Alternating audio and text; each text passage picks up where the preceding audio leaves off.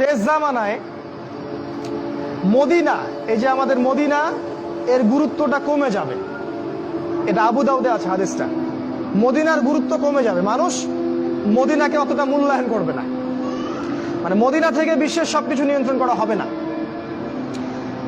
তখন জেরুজালেমের গুরুত্ব বেড়ে যাবে। ওই ইসরায়েল যেটা দখল করে রাখছে ফিলিস্তিনে, ওর গুরুত্ব পৃথিবীতে বেড়ে যাবে। দেখবেন আজকের বিশ্বের সবকিছু ওইখান থেকে নিয়ন্ত্রিত হয়।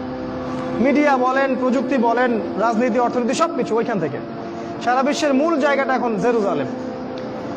নবীজি বলেছেন যখন এই অবস্থা হবে তখনই মালহামা শুরু হবে।